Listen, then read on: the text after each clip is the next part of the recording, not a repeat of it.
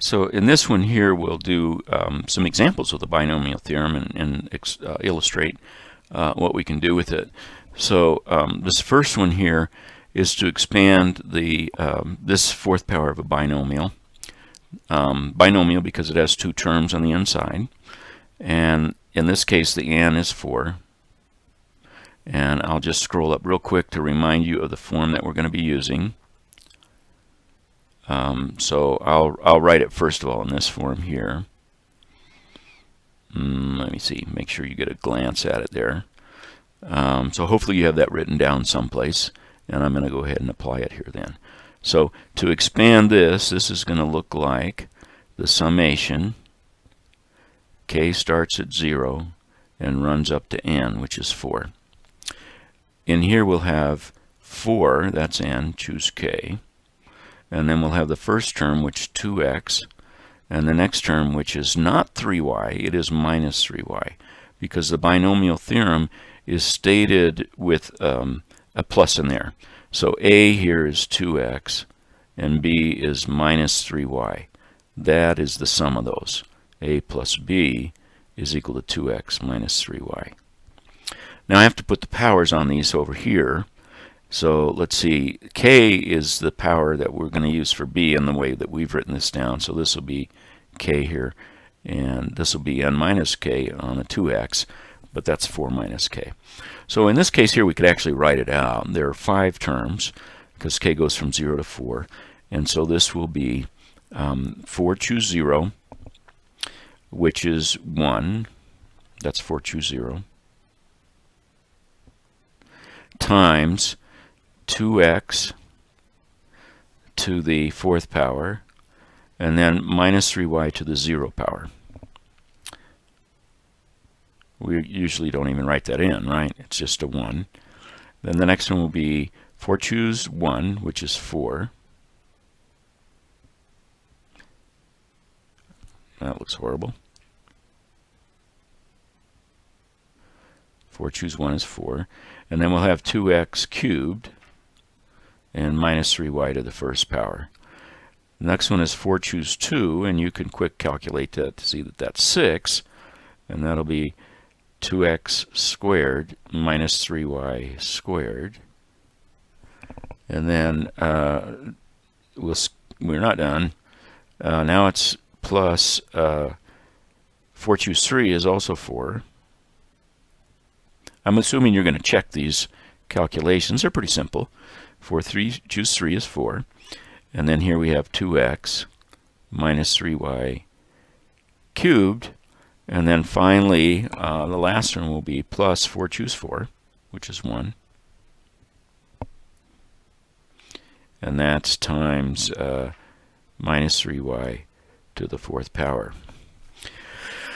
Now, I don't think I'll go through and spend the time to do all the calculations here. I mean, I might do a term or two, but I've actually run out of space here, so I guess I'm going to erase that so I can do this. Maybe I can write some of this in here. So the first one's going to be 16x to the 4th. And then the second one's going to be, I'm going to try to do this in my head, so hopefully I don't make any mistakes here.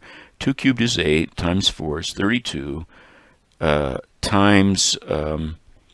this should just be a 1st power. It is. The thing above it is kind of getting in the way. This is above it.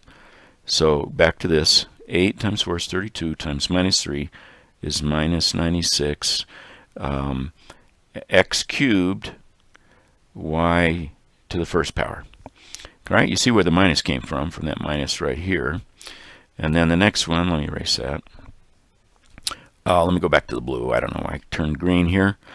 The next one will be 6 times 2 squared is 4, so that'd be 6 times 4 is 24, and then I have to multiply by minus 3 squared, which is 9. So 24 times 9 is 180, and 36 is 216. Okay, plus 216 x squared y squared, and then we'll get over here, and it's going to get a little messy, but I'm going to keep on going. So this is a minus because we have minus 3 cubed, which is minus 27, times 2 is minus 54, times 4 is minus 216. Oh, same one.